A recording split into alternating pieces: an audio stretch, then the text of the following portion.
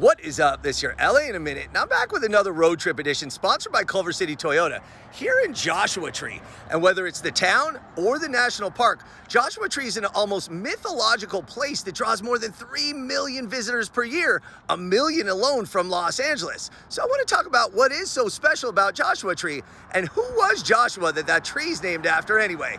Let's get in. Joshua Tree National Park is 795,000 acres, roughly the same size as Rhode Island. And it was declared a national monument in 1936 and a federal national park in 1994, which means it's protected. Now, it's named after these Joshua trees, but aside from the hundreds of thousands, maybe millions of Joshua trees, the most prominent features are these rock formations that are so plentiful throughout the park, some of which featuring rocks that are as old as 1.7 billion years old. Wow. The park itself has a seemingly endless array of exhibits, areas to stop, see nature, and just these different unique parts of Joshua Tree. Right now, I'm in the Cholla Cactus Garden, which is these neon-tipped cacti as far as the eye can see, and it's really a sight to behold. So this desert's namesake, the Joshua Tree, is technically called the Yucca brevifolia, pardon my pronunciation, and it was named such by George Engelmann in 1871.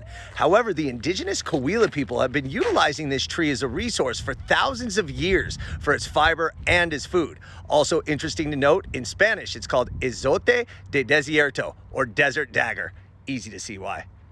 Okay, so how did this scruffy, gangly tree with branches going every which way attain the name Joshua? Well, the oldest accepted story is that Mormon settlers in the late 19th century thought that the tree reminded them of a story in the Bible where Joshua holds his arms open in prayer. Now, that's not verified, but it is the most commonly accepted name, although it is known that the tree was known as the Joshua and not the Joshua Tree up through the turn of the 20th century. Joshua Tree and the surrounding communities of Landers, 29 Palms, and Yucca Valley are considered the high desert. The elevation's about 2,700 feet. And the summers, as you can imagine, get extremely hot, but the winters actually usually see snow, an average of 1 to 2 inches per year, right here in the desert. Now, the population pretty much stays stable, and a lot of the homes are like this one. This one's called the Pluto House, where they're isolated with a lot of space and accoutrements that sort of blend in with the atmosphere around them. Another cool area that's Joshua Tree adjacent is Pioneer Town, which is an 1880s themed city that actually opened in 1946 by actor Dick Curtis, meant to be residential and commercial, and it still functions as a main street with businesses that actually operate an old bowling alley as well as a couple cool restaurants with live entertainment and a lot of fun.